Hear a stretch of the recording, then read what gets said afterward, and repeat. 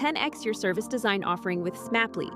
Take 20% off any order with This Is HCD 20 off.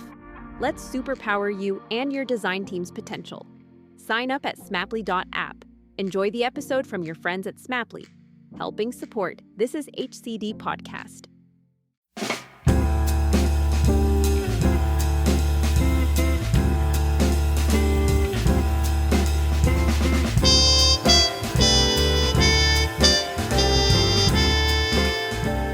Hi, and welcome to the Decoding Culture Podcast on This Is HCD. The podcast focuses on the importance that culture plays in all areas of business and society, from how it shapes organizations to how it influences consumer experience, design, and larger societal trends. My name is John Curran, and I'm your host. I'm a business anthropologist, executive coach, and CEO of JC & Associates, which is a consultancy that explores how culture shapes organizations and consumer behavior. So for this episode, I want to start with a question. Why are companies and brands turning to business anthropology to understand their consumers and organizations? To answer this and to discuss the value of business anthropology in general, I spoke with Bob Morais, a business anthropologist and adjunct professor at Columbia Business School in New York. Bob has written 5 books, and his articles have appeared in numerous media outlets such as the Huffington Post and Forbes, just to name a few. We explore how both ethnography and culture are the 2 main pillars that frame business anthropology, and it's how anthropologists use these to help companies reframe tough business questions that is really key. As part of this, Bob importantly described how ethnography must not be seen as simply a research tool, but crucially a way of thinking that combines both research techniques with theory from the social sciences. Critically, he makes the point that business anthropology goes beyond ethnography. It is a profession where companies get value through being able to see people and also culture from a 360-degree point of view. So therefore, business anthropologists challenge conventional thinking in order to expose new opportunities for business. So let's get into the conversation. Hi, Bob, and welcome to Decoding Culture Podcast. Well, thank you for having me. That's great. How is it in New York at the moment? It's just fine. It's overcast. It's a little cold, but it's fine. How is it? Are you in London? I am in London. I'm in South London, so an area called Crystal Palace. So it's about a kind of 20-minute train journey into the centre. Oh. But you've just described London, overcast and a bit cold. So we are literally across the pond. Okay, that's great. Bob, listen, I want to kick off just with a very general question, a bit about you, really. And, how did you get into being a business anthropologist? Well, my case and the case of a lot of people, I'll say of a certain vintage who are working in business anthropology or have worked in business anthropology, is that we came to it in as many ways as there are a number of us. In other words, everybody has a different story. And most of us who've been doing this for a while actually didn't get trained in business anthropology. We were trained in traditional anthropology. So I received my PhD in 1980, and I did my field work in the rural Philippines. And it was on friendship and kinship and a number of different dyadic relationships. And then I connected that with broader social networks. And then I thought about teaching. I actually did some teaching. I wasn't happy with the academic job market. And I found out about a program at NYU, New York University's business school, that essentially refitted people with social science and humanities PhDs to enable us to enter business. It was a summer program. It was about 2 months long. And I took that in 1981.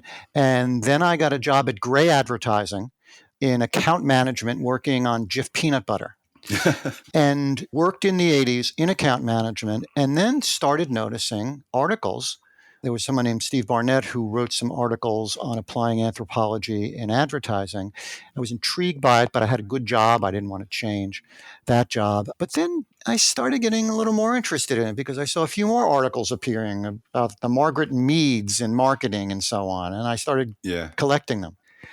And then I was introduced to a few people one way or another, and I started applying a little bit of it on the job. And then I would say around 1989, 1990, I did my first ethnography with pine sol. And then I did some work with WD-40 using ethnography and did more and more of it. And so my career changed I moved from account management into account planning, which is the strategic focus in advertising. That was in the 90s. And really focused more on bringing anthropology in, but still it wasn't 100% of my job. And then in 2006, some friends and some people I'd known for a long time in marketing research invited me to essentially succeed one of their principals. And I joined that firm as a partner and did that for 11 years. And then I was much more explicitly and emphatically a business anthropologist, although we also did quantitative research and a number of other things. So my path has been on the applied side, first academic, then business, then back to business anthropology. And the other part of it is that starting in the early to mid 2000s, I started engaging in business anthropology scholarships. I wrote some articles and some books. So, Bob, that's really interesting because I think it's very similar to my background as well, becoming a business anthropologist. I was doing a PhD. I studied at LSE, went to Goldsmiths, was writing up my PhD, and then good 18 years ago got contacted to go and understand mobile technology out of nowhere, which was, so it's almost feels like we've made our own pathways into this world of business anthropology. Does that sound right? I think that's exactly right. And I think it actually benefits us because not only do we think as anthropologists, but we think along the lines of whatever other thing or things we did along the way. Yeah. Would it be a fair question to kind of say, can you define business anthropology? Do you think it's got a clear definition there? Well, I can define it. Whether or not it's clear or at least everyone can agree on it is another question. The way I would define it, and I think some people would agree with this, at least in the United States, because I think there are some differences around the globe. Very broadly, it's the application of anthropological methods and theories to problems and opportunities in industry. But we need to get a little more specific than that. So if you think about where it's applied and the kinds of industries it's applied. So one would be marketing research, advertising, things surrounding consumer behavior and the messages that go to consumers about brands. Related to that would be experience that users have with brands, so user experience or UX studies. There's a lot of interest in design as it relates to new product development and product improvement. There's another area that focuses on organizational culture. So that's a whole other field. And sometimes that can connect with an understanding of marketing because if you're working in marketing anthropology, you need to understand your client's culture, for example. And then there are companies that use anthropologists for intercultural management. And then there are anthropologists who work in what might be broadly defined as business anthropology who are focused on sustainability or crisis management or work in banking or technology. So it's really interesting. You've kind of almost created a picture there of many different areas of business life, almost like business culture, where business anthropology can really exist or really sit. I guess one of the traditional images was that marketing research or maybe kind of design and innovation, but you've created a much more broad picture there. Yeah, I think business anthropology is very broad, but what happens is that practitioners tend to focus on one or two areas. So if you work for anthropologists, business anthropologists are working at Google and Microsoft and Facebook, and they've worked for Procter & Gamble and Campbell's Soup and General Motors. And there are some that focus, I know someone, Elizabeth Bridey, for example, who worked for almost 25 years at General Motors looking at organizational culture and culture change. The work that I've done has focused more in the consumer area, a lot of packaged goods, luxury hotels, some other areas. And then there are people that focus on user experience. And I know, for example, user experience people that work at Airbnb and at Dropbox and so on. So, I mean, if we think about then, as you describe, where it potentially can exist, what's the value it brings? Well, what value does business anthropology bring to actually business itself? Well, the thing that most people think about first is ethnography. And I always say that anthropologists don't have much. We have ethnography and we have culture. Those are our two big guns. And so, one part of what we do is that we do ethnography And a lot of people do ethnography, but the way that we do ethnography, if we're trained in anthropology, is a bit different from people that may have just read about it or may have learned about it in a different field. So, for example, we not only listen and observe, but we often connect ethnography with anthropological theory. And I always think that the theory, in a way, turbocharges the findings so that you can move to more powerful insights. So one contribution is just the pure methodology, but then as anthropologists, we bring something more, which would be the theory. And then I would talk about and think about culture as being beliefs, ideas, values, rules, all those kinds of things that we associate with culture, and connecting those to brand experiences, our concept of holism, and looking at people's lives in a kind of 360 way. And another good example would be the way we think about, for example, in dealing with clients, their point of view versus the customer's point of view. So EMIC as the customer's point of view and the EDIC as the marketing manager's point of view. And I'm speaking now from very much a marketing anthropologist perspective. But those are the kinds of ways we add value. But of course, Elizabeth Bridey, who worked for General Motors, did a lot of work on organizational culture to try to improve relations among different groups at General Motors. So her work had clear value there. They kept her on for as long as they did. And there are a lot of anthropologists who were, and I know you do too, do organizational culture work and add enormous value to organizations working better. Anthropologists add to consumers' shopping experiences. I did a project for Ella's Kitchen. It's a baby food, and we looked at how moms experience shopping for baby foods. And one of the things we learned as they were looking at packaging is how important it was to see the product as it appeared in transparent packaging, which their company at the time did not offer. But there's a lot of value that we add in a lot of different ways. You've touched on so much there. I think one thing I came across your book that you wrote with Timothy Malphite about advertising and anthropology, ethnographic practice and cultural perspectives. I think it's chapter 8. You talk about business anthropology beyond ethnography. And I think what you've been talking there, you're touching on that about how it's not just this thing of doing, or it's not just a methodology and approach, it's a way of thinking as well with theory. And I guess that's one of the kind of critiques about ethnography, how it exists outside academia. It kind of gets watered down to just observation, maybe. And I guess what I'm kind of thinking about here is when we're thinking about anthropological theory, what types of theories sit with you when you're within this world of the business anthropologist or business anthropology? Well, I'll give you a couple of examples. I can talk about some work that I've done and maybe some work some other people have done too. I was working on a project for Honey Bunches of Oats, which is a breakfast cereal. And we were doing focus groups, and this speaks to anthropology beyond ethnography. So some of what I'll talk about will be ethnographic, but some of it will not be. In this case, Honey Bunches of Oats, we were doing focus groups. And one of our moderators from our company was doing interviews with people. And we had them talk about their breakfast experience, and we had them taste the cereal in the focus group environment. And as I'm listening to them, I'm thinking about rites of passage. I'm thinking about the movement from essentially a sleep state, waking up, maybe you're sleeping with a partner, maybe not, but you're moving from there into another state or another phase. Think of it as the middle or the liminal phase, where you're having a meal. And what is that meal doing to transform you and transition you to the third phase, which would be to enter the society that you were in the day before? Whether or not you've gone outside. But presumably a lot of people do go outside. And so when I broke that down, and then as anthropologists very often do, analytically, we slow things down, I really wanted to focus in on that liminal phase, that middle phase, because it's so important. So people were separating themselves.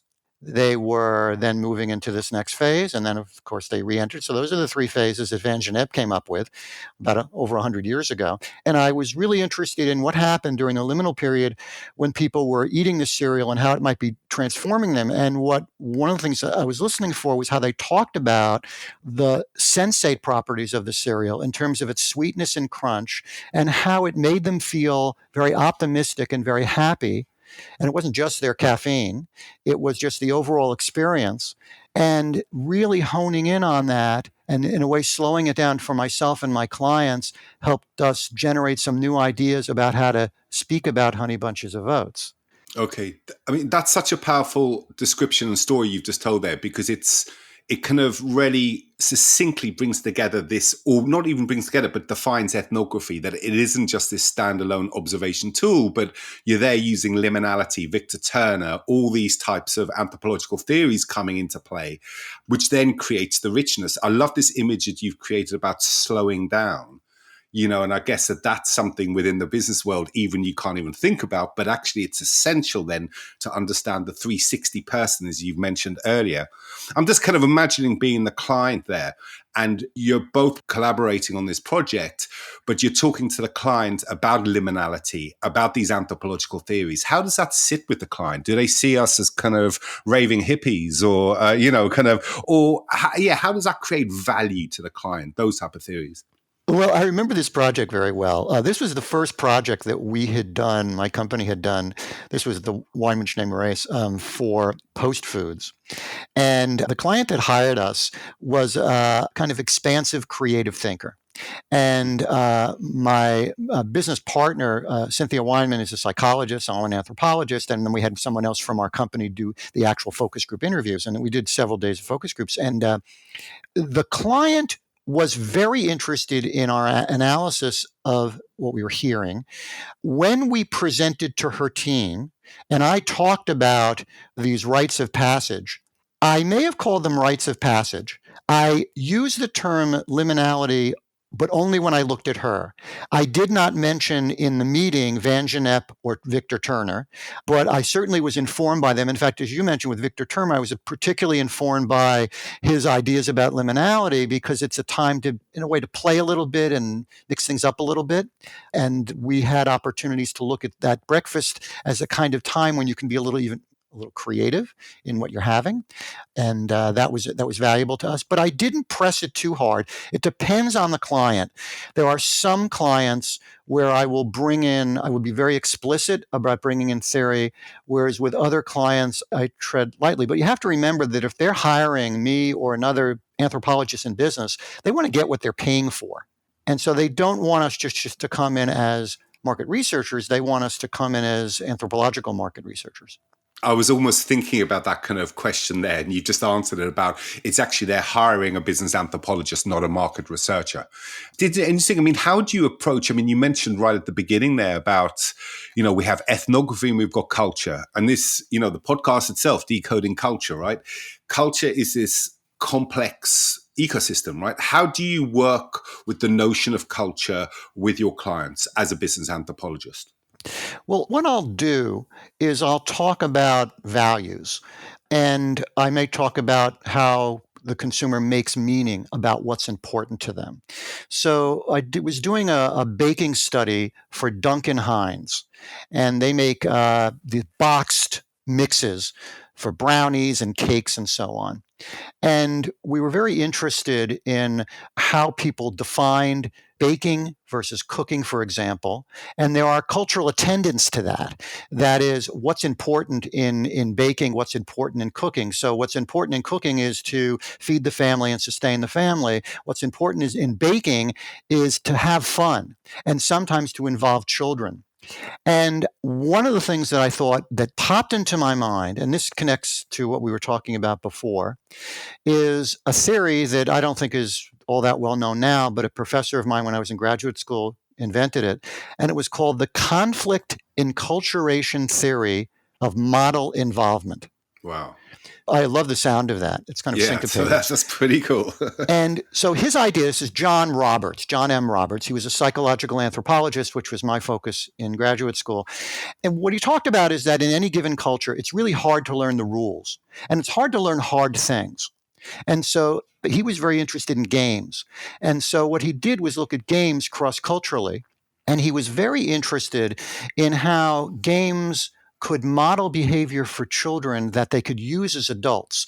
So in a society where games of skill or certain skills were required, that there were games of skill that made it easy for children to learn those skills. Yeah. And so, and you could talk about strategy. People might point to a game like Monopoly as a model of capitalism and ways of learning capitalism. So when I was doing this study on baking, I was thinking that at least in America, the American culture that I was studying And I was talking to the moms a little bit about this. Of course, I never mentioned the conflict enculturation theory of model involvement to them. I talked to them about, and sometimes with their kids in their kitchens, talked about the value of having their kids there with them. And they would say things like, well, to make kitchen a place where fun happens, and to involve my children in ways where I can have conversations with them, like my teenage daughter, who I can't have conversations with otherwise, but when we're cooking, we can really talk. And then they talked about how, they didn't exactly put it this way, but how their children can learn the rules of baking and how you can also be creative. So you can take a boxed baking mix, but you can do things to it, make changes to it. So you can follow very strict rules because you have to follow very strict rules from a boxed mix, but then you can do things with the frosting or do things otherwise after it's out of the oven that are creative. And we talked a little bit in conversation about that, how that might help them as they grew up, that learning this way might help them learn other things. But I connected that more broadly to a cultural understanding of how to teach children the values that you believe are important, at least in this context, in American culture, about how you follow rules, but you can also deviate from certain rules. You don't have to use the frosting they gave you.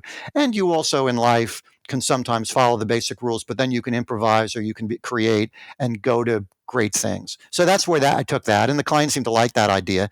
So that was a way of combining a little bit of theory, but a little bit of a broader understanding of how culture is used in terms of how we think of culture in terms of values and rules and so on. That's superb. And it got me thinking there about also my experiences of the ethnography almost, or the anthropologist in the kitchen, and this idea about culture being holistic as well. So looking at the people, the actors, I guess, but then also the objects, the material culture, almost the symbolic meaning of the products or the space. Is it a gendered space? Is it a playful space? And how you can then create that story of what the culture is. I often find sometimes with my clients, it's often doing that, being able to map out the culture, that then you see the innovation opportunities that sit with it as well. That's right. And there's also something about, I just quickly kind of going back to this idea, or, our kind of one of our key identities around ethnography, something again I picked up in your book around being reflective and reflexivity, about that being a core thing about being the anthropologist and also the business anthropologist doing ethnography. I'm wondering, kind of just exploring that a little bit, that importance about being able to check yourself as well within that space. Yeah, well, there's some anthropologists in the academy that don't even think anthropologists should be applying our tools in the business world. Of course, I know that it's just not we shouldn't be using it to make money. Yeah. So there are ethical issues that surround this. We have a chapter in that book on ethics, and Timothy and I also edited another book on ethics in business anthropology because it's such a tremendous issue. And that book had some really interesting articles on the dilemmas that people face and how they get around them and how they think about themselves and how they evaluate taking on certain projects and maybe rejecting others.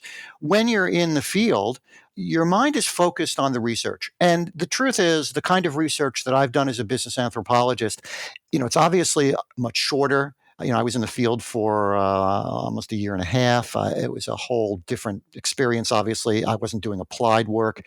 In the end, there's a deliverable, and that deliverable has to somehow be valued by the client as a return on their investment. They've spent a lot of money for the work that I do, and they have to feel they got their money's worth. So I have to deliver that. So I'm conscious of that.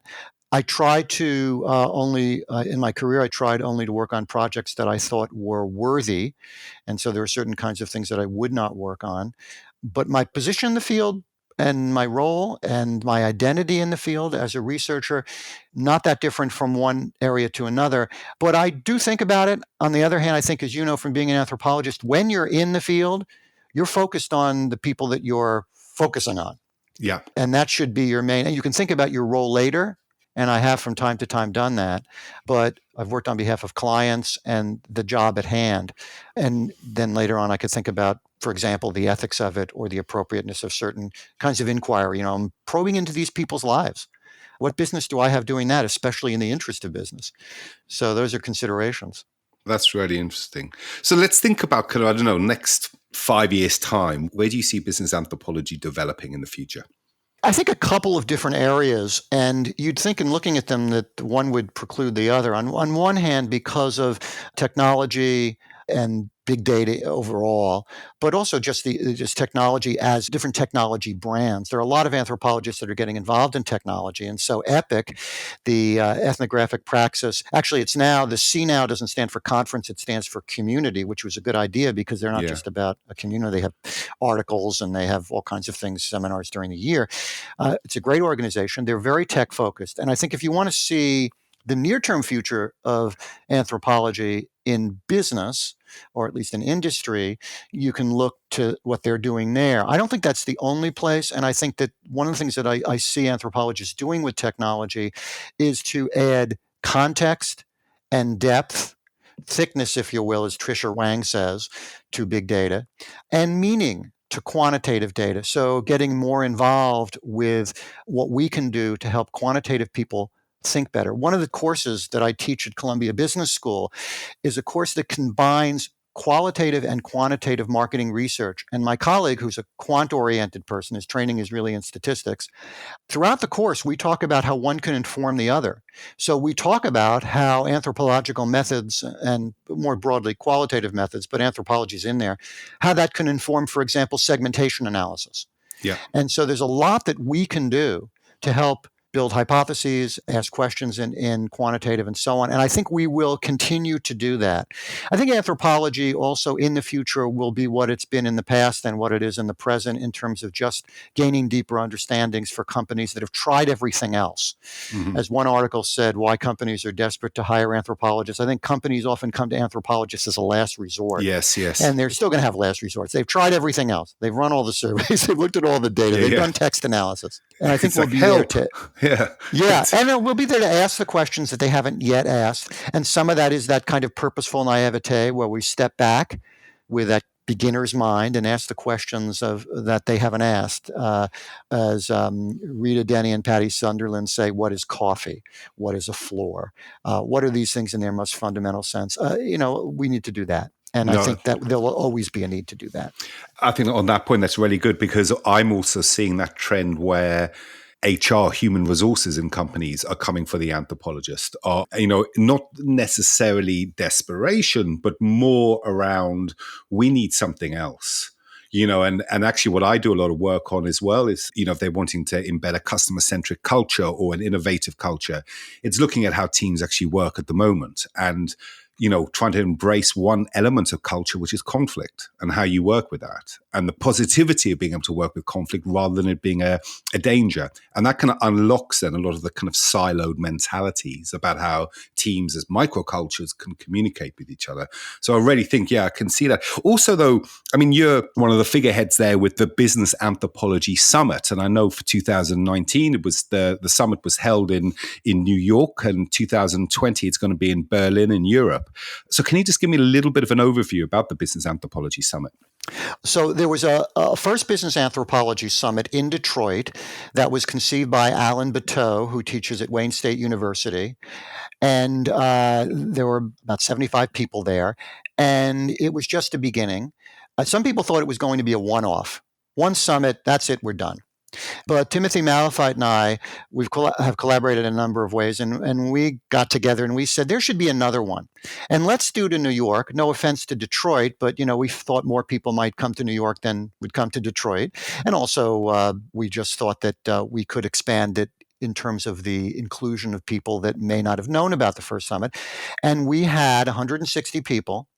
If you go to businessanthro.com, there is a tab for summits, and it lists the summits and 2019 and 2020 coming up. And actually, the proceedings of the 2019 summit that Timothy and I wrote will be, and included writings from all the people that did panels and workshops, is being published in the Journal of Business Anthropology any day now. Okay, great. But But it's also available there. But essentially, it covered all those major fields of business anthropology that I mentioned. We decided that it would not be a typical academic conference, but we had 4 panels, and you can see what those are if you look at the proceedings.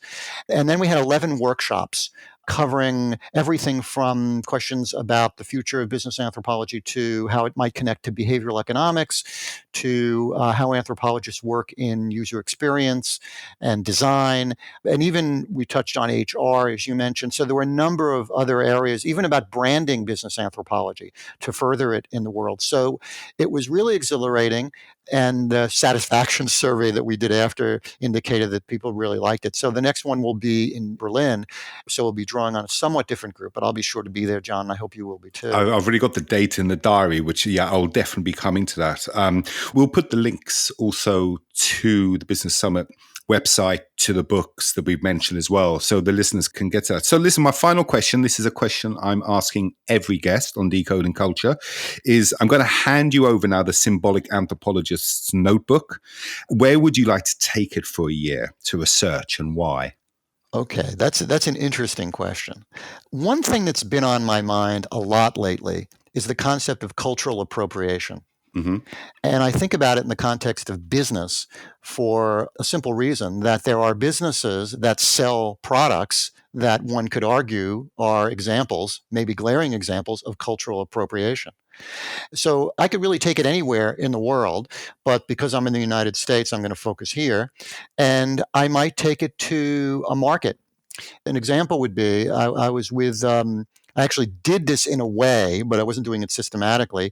My wife and I were visiting some friends in Philadelphia, and the woman in the couple that we were with, this was an Indian festival, and they had stalls there selling items. And she was at the stall with my wife then. They were looking at dresses, and she saw a beautiful Indian dress that she was thinking of buying. And then she said, I don't know if I should do this because this would be cultural appropriation, and I feel uncomfortable about it. And I said to her, she's an academic, so I could say things like this. Well, how is that different from the diffusion of ideas and material culture from one culture to another? And she said, well, it's different because appropriation can be a bad thing. It's a kind of exploitation. Well, anyway, she ended up buying it, but then she hasn't worn it. This was about 6 months ago. Okay. And so what I'm very interested in is how this cultural appropriation, which some people might have thought years ago was a good thing because it was spreading cultural ideas and material culture, has now become questionable and maybe exploitative, and how that ties into the way we think about the other, how we think about commerce, and so on. So that's one thing. Can I have one more? Go for it. This has really been on my mind, and I'm not the only one. So I'm not going to reveal my politics here, but you asked the question. Yeah. I'm very interested in going to parts of the United States where belief systems collide. Yeah. So I'd be very interested in going to areas of the country where there are supporters of Donald Trump who identify as evangelical Christians, for example, how they rationalize his behavior with their beliefs. Yeah. And how they coexist. And they coexist in their minds just fine. I've read quite a bit on how people talk about their support for President Trump. And I'm not about to reveal my politics on this. I'm just really curious about how this works. Mm-hmm. And I think it could be edifying for me, but I think it could be edifying for other people too.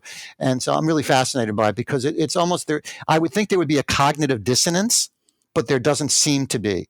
So Right. Why that exists, and to me, that is more than a psychological question. It's really a cultural question. Maybe we should pair up as two business anthropologists, and we both do that, but then we also do the UK and Brexit. That's right. That's right. And we can then write the book, the manifesto. I'm sure we could. But listen, Bob, I want to thank you so much for taking the time, being a guest here on Decoding Culture. I'm really looking forward to Berlin next year, and just seeing and being part of this world of business anthropology and seeing it develop. But some of the stories, examples, and ideas and thinking that you've shared in this last half an hour are absolutely fantastic. And I'll put all the links on there as well so people will be able to kind of follow through. But thank you so much, Bob. Thank you very much. I really appreciate this opportunity. Great. Bye-bye now. Take care. So there you are. I hope that's been interesting for you, and thanks for listening to the Decoding Culture podcast. Please do subscribe to it on iTunes and also give it a rating. If you want to learn more about other shows on This Is HCD Network, feel free to visit thisishcd.com, where you can also sign up to the newsletter and join the Slack channel where there's some really interesting conversations happening. So thanks for listening, and see you next time.